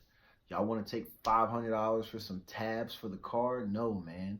Let me pay 30, and if you want to charge me hundreds of dollars for something, man, put all that money that you stealing from me and put it towards making sure these kids get to eat good. Shit, we gotta do better, man. This shit is crazy. But anyway, let me get off this little rant about the lunches. I just thought that was crazy because I feel like I'm seeing a different story every single week about kids not being able to eat hot meals at school because there's a little bit of money owed. Give me a fucking break. It's not thousands of dollars. It's $15. It's a couple of bucks, man. Come on. Anyway. Whew. I want to read this one because I thought this was funny. Cheese, tell me if you heard this story. This is yesterday. So, it says, reports are that CNN aired porn in Boston. But it says it may be a hoax. But people are saying that they had porn on the air for like a half hour on one of their CNN networks in Boston. Who knows if it's real? They're saying, were the reports of porn in Boston a hoax? It says that a spokesperson, a CNN spokesperson, told a Fox News network that the RCN cable operator in Boston aired inappropriate content for 30 minutes on CNN last night. CNN has asked for an explanation. According to RCN, the report appeared to have stemmed from a single person's tweet. RCN is a cable provider responsible for CNN's broadcasting up and down the East Coast. However, hours later, a CNN spokesperson said, despite media reports to the contrary, the RCN assures us that there was no interruption of CNN programming in the Boston area. There was no immediate explanation for the discrepancy, and the original CNN spokesperson did not return emails or phone calls. So, who knows if it's true? But I will say this. If somebody in Boston working for CNN was able to finesse and get porn to play for a half hour on the air and people barely recognized it, that person's a genius. Clap it up for them. I think that's big. Not all heroes wear capes, because not everybody can just, I'm sure in Boston, the internet probably barely works anyway. So you're probably not getting good quality porn. So if CNN has really good network quality, why wouldn't you want to stream it on their network? It's a genius idea. And yes, in this moment, I'm acknowledging that I'm a fan of porn. I don't think there's anything wrong with that. It's nasty, but oh well. It is what it is, man. And for those of you who are pretending like you don't watch it, you're a whole cornball, because I know y'all do. I see the way y'all be acting online and shit like that. There ain't no way in hell you're going to be like, oh my God, I don't watch that. Oh, it's so disgusting. People naked? Oh my God. They just get naked and touch each other all the time? Oh my God. Y'all know y'all like that shit, man. But anyway, we are through the first hour and a half. We're going to take a short break and then we're going to come back. Thank you for tuning in to the Meemco Jackson Show. We are live every Tuesday and Thursday on Track Talk Radio, man. TrackTalkRadio.com. Go to that. I don't know if you have to log in. I don't think you have to log in, but turn on the station, and then from 7 to 9 p.m. Pacific Standard Time, Tuesdays and Thursdays, you will always hear my raspy ass voice, man. So we're going to dive into the music real quick, and then we're going to come back after the break, man, and then we're going to close out the show. It's been a quick hour and a half. I love being here with y'all every week, so we're going to keep it going, man. Let's get it cracking. What do we got? We got Nori playing. Y'all know about Noriega. Get money. Woo. Can you believe that? I feel like there'd be more video evidence that CNN was playing porn for 30 minutes. Yeah. People would have Snapchatted and Instagrammed. Exactly. I would have. Yeah. And that's the only thing that I, like you're saying, I think it is probably a little bit fake, because I feel like if that was real, like, we would have seen something. Yeah. There'd be video or photo evidence. There's somebody that's going to be like, ooh, look at this nasty shit. Ooh, I got to put it on here. Wow. Duke just lost in overtime to Stephen F. Austin. That's embarrassing. Didn't even know they still had a basketball team. It's been a crazy show, man. We've talked about a lot of good stuff. I'm ready to see what the feedback will be about the Patrick Patterson thing. I want to see if people are going to try to drag me, because I love that. I'm not going to engage them. I'll just let them talk to themselves. But I think it's always funny to me when people try to drag black people who don't just do what all of the other black people are doing. And I feel like a lot of black people tend to think that it's like, well, like if we all like this rapper or this entertainer or this type of person, influential figure, like we all got to do what he says. And then if there's another black person who wants to do things differently, it's like, well, anybody that follows them, y'all are sellout niggas because he's a sellout. He's a coon. He's an Uncle Tom. He's this, he's that. And so even with little things like the Patrick Patterson thing where people were saying that he called black girls bulldogs, even though I don't feel like that's true. I have a feeling that people are going to try to drag me for that. Same way they tried to drag me for defending Stephen A. Smith and his little Kaepernick viewpoint, which I'm not even really all that much of a fan of Stephen A. Smith. I mean, again, today I'm watching that shit. He's just yelling the whole time. I'm like, yo. Bring it down. I'm sorry. He's you so. already have the platform. That's what I'm saying. Like, bro, it's your show. You're so knowledgeable. Like, you don't need to yell and scream. Like, I'm not entertained, nor do I want to hear anything you have to say when you start yelling for no reason. Now, when he is calm and he's speaking, if you're actually listening, you can hear some of his viewpoints, and you have to be understanding of what he's saying. And again, I'm going back to the Kaepernick thing because people try to drag me for that. But I don't care, man. He did the wrong thing.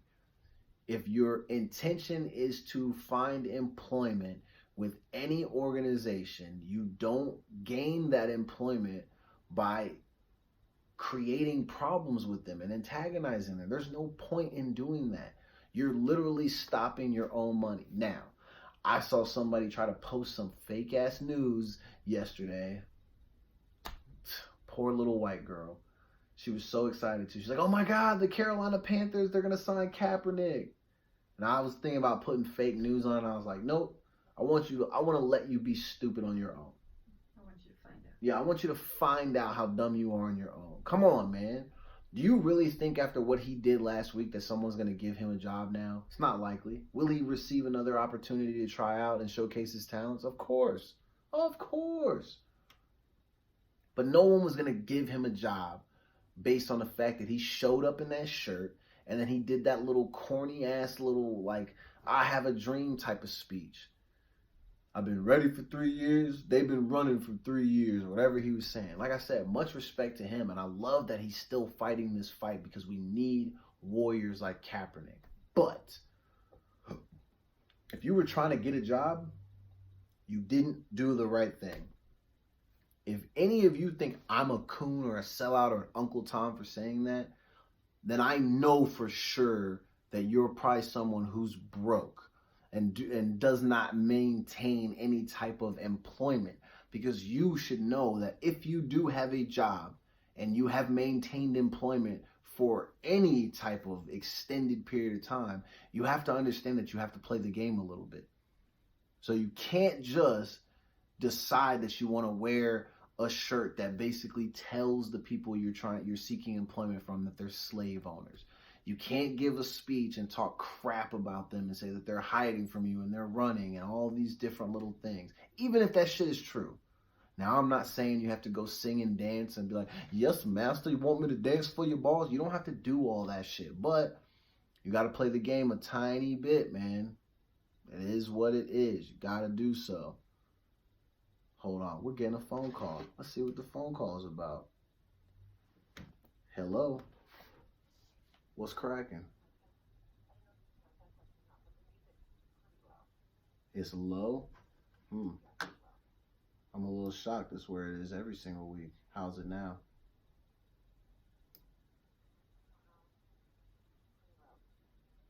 Is it still low?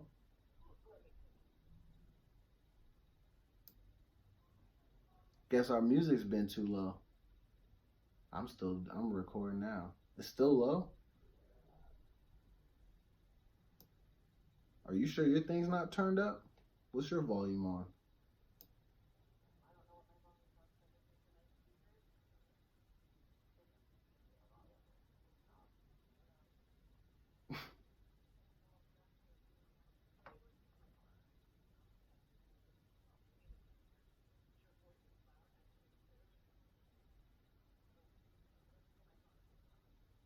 All right. See ya. Guess the music was a little bit low. Good thing we're about to go back on the air. Fuck the music. Now let that play. Let me just stop this. Yo, man, I had to come back on. I was just on the phone. They're saying that the music was playing too low. I don't know. I couldn't hear it. But either way, we're back from the break anyway. Sherry, I appreciate you reaching out and letting me know that was a little bit low. We're going to have it cracking on the next time that the music's running. So, we're just in here. Me and Cheese are talking about, what are we talking about? Oh, we're talking about the Kaepernick thing and, you know, black people assuming that other black people are sellouts and they're coons because they, you know, they choose to go against what seems like is the majority of what most people think, but it's really not. It's like a handful of people that believe one way, but they just assume that all black people should feel the same way that they feel. Mm-hmm. Fam, I'm here to tell you that even as a black man, I'm going to do and make my decisions for myself. I'm going to do what I want. Like, I'm not going to be influenced. Obviously, I know the difference between right and wrong. So there are certain things where I'm going to be like, yeah, of course I'm riding with y'all with this one. But then there might be some things where I'm like, I'm not a fan of this because I just believe something differently. If you really believe that that makes me a sellout, then I don't know, man. I would say that you're probably just a cornball. And you're probably one of these like wannabe super Negroes that thinks that every black person that doesn't do what we all think all black people should do, that it makes us less black or it makes us more white. Like, I think that shit is corny, man. Like, come on, we don't all have to go to the extreme when we're trying to like make or prove a point. And if you believe that that's the only course of action for us as black people, I think that's just, you're being misled, I think. Because I think there are certain situations maybe call for that shit, but there's a lot of times where you can speak softly and still carry that big stick and still get shit done. It doesn't always have to turn into like a, you know, a you or a us versus the world type of deal. It doesn't have to always be that. But that's just my 2 cents about it. So, we're back with the show, man. Man, of course, there is one little crazy thing I wanted to talk about. And I also wanted to highlight that I noticed that a person that we had dragged on the show thought that this post was funny. And I'm going to read the post to you. I'm not going to say the person's name because I'm not giving them any shine. But if you've seen some of the episodes from when this show first started, you remember me dragging the girl who was racist. And so dragged her. And she's kind of making a recent appearance based on the fact that she thought this article that I posted today was funny. So, this article says, Florida police investigate after newborn baby is offered for sale on Craigslist for $500. Now, I'm sorry, but nothing about that is funny to me. Why is she laughing?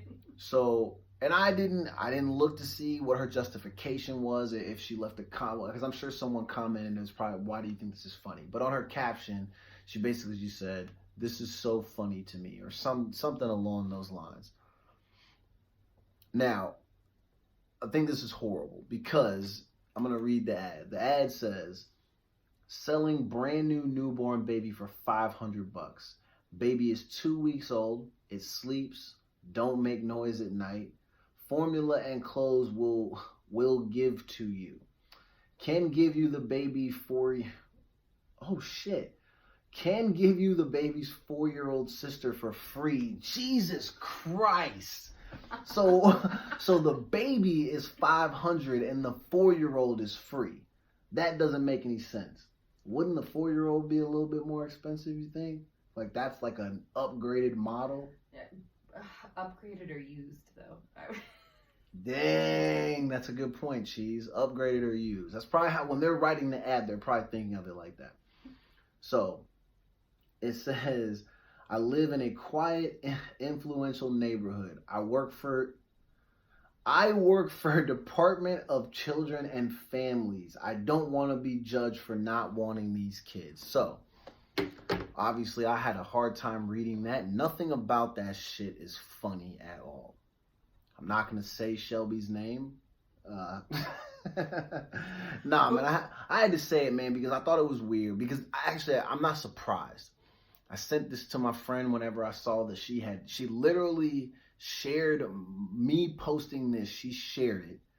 And that's the only reason why I clicked on it. Because I saw her name and it said, Shelby so-and-so shared your post. I'm like, oh, what post did she share? I can't imagine that it was, any of the wild shit that I've been posting that's been, pro-black people, pro-women, pro-this, pro-that, because she is, anti all of that shit. And so, of course, it's this post, which is crazy. And then her caption is, this is so funny to me. What in your right mind would lead you to believe that anything about this is funny? If in fact this is true, I have a couple of things. Department of Children and Family Services, and wherever this area is, you guys need to at least hire somebody who can type a little bit better. There's so many errors and typos in the ad that to me, it's not worse. Obviously, I'm not going to say it's worse. It's almost as bad to some degree, because not only are you doing a horrible thing, you're not even doing it well, which that's the part I don't like about some of this stuff. It's like, at least try to do your best, man. You didn't even do that. So she doesn't want to be judged. I'm judging this person for being a complete trash human, for wanting to get rid of children, which is so crazy to me, man. I'm somebody who, and I'm going to say it, and I use the word desperately, it's because the idea of becoming a father and being able to give my kids what I feel like I did not get from my own father is a real goal for me. I would love to be a father. So I've always struggled my entire life knowing that there are people out there that want to enjoy all the greatness that comes along with having sex, but don't actually want to raise or take care of the kids at all. That shit's crazy. It's women and it's men. There's easy ways to prevent it. That's what I'm saying. You can still enjoy sex and you can wear a condom. She can be on birth control if that's a choice that she would like to make for herself. Shit, you can pull out. I know that shit is hard sometimes. It's hard a lot of times. But if you don't want to raise kids, maybe right before you're about to let one off, you just go, pull it out because you don't want a kid. And do the fucking right thing. Don't get the girl pregnant and then not want to raise the kid. Don't allow the guy to get you pregnant and then decide that you don't want the kids. Also, don't sell a baby for $500 and then try to throw in a 4-year-old for free. That's a horrible way to do a deal. This is in Florida, man. This is crazy. And it's on Craigslist. I hope that what they've done is, I hope they try to trace the IP address. That sounds all fancy. That's like some shit that you see on Law and Order, that the investigative team does. They trace the IP address and they try to find who posted the ad, hopefully so they can go into the home. I want her fired from her job and I want her kids taken away. They deserve to go to a home where they will be wanted and loved and taken care of. You cannot be around these fucking bozos. Now, for everybody that's been giving me a hard time for always saying that Florida is the asshole of America, this is why I say that. These are the types of stories that you get. I'm literally reading you a Craigslist ad where a woman who works for Children and Family Services is trying to sell a baby on Craigslist and try to do it as a BOGO and basically offer up a 4-year-old for free. If you buy the baby, you get the 4-year-old for free. You know how fucking crazy that is?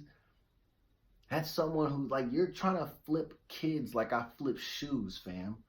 That's not how any of that works. Bundle package. Yeah, you're trying to bundle package your children, and you're not, and you only wanted 500. You mean to tell me you looked at your kid and you were like, you know what? 500. That's it. That's it. And then you looked at your 4-year-old and you're like, you know what? Used. We'll just toss this in. Put them up for adoption. That's what I'm saying. Put them up for adoption, or like. Sorry, you don't get $500.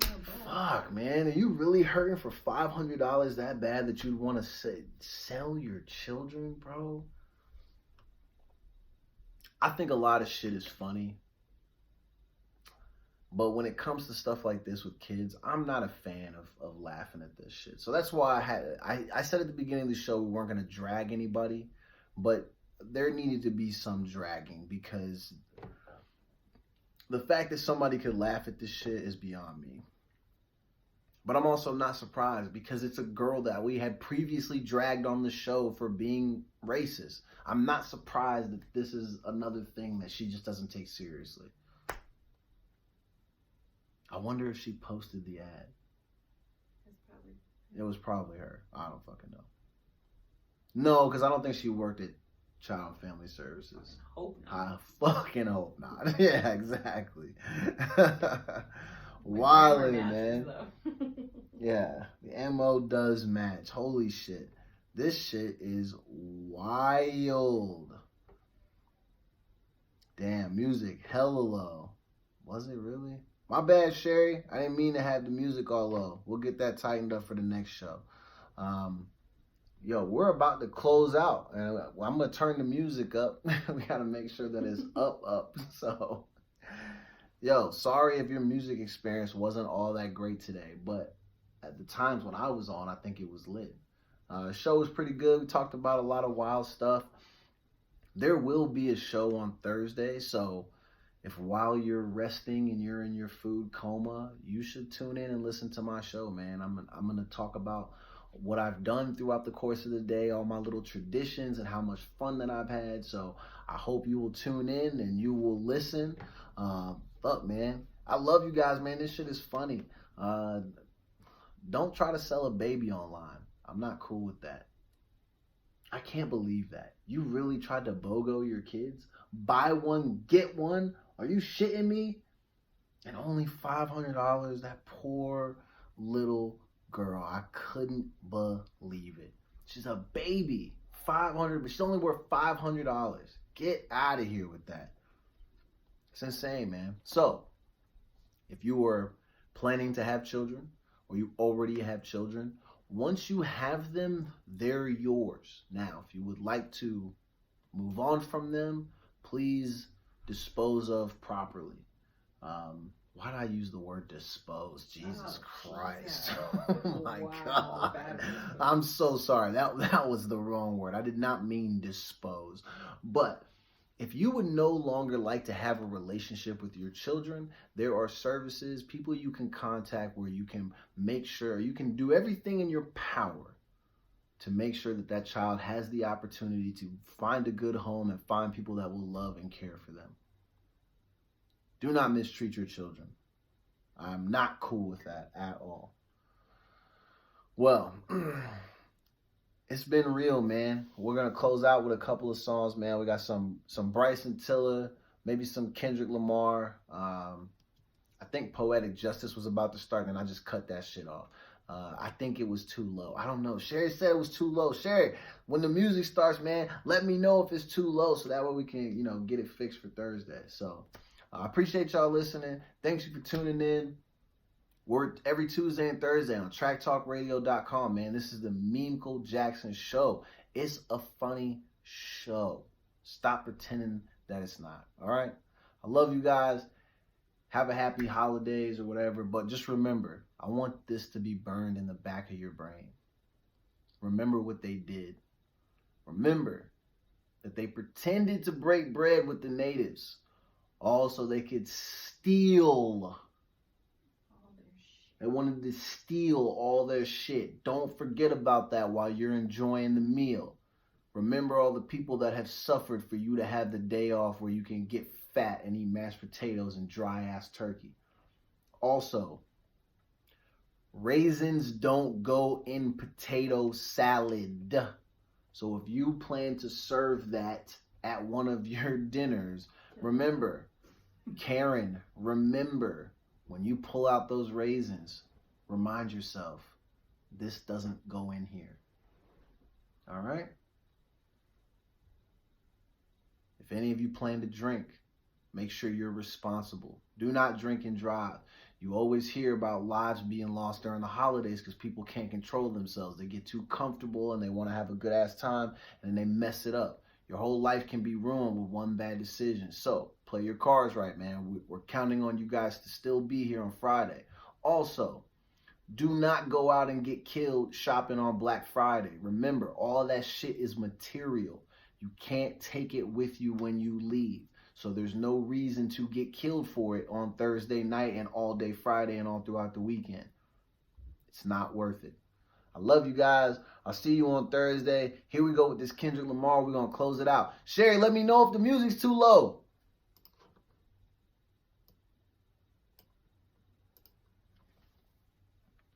And that, my friends, is the show. So, I'm going to see y'all on Thursday. Hopefully you have a good Wednesday. If you are off, if your kids don't have any school or whatever the case may be, hopefully you find time to get some rest up and get ready to get fat on Thursday and be back here in your seat or on the couch listening to my show, man. I'll see y'all later.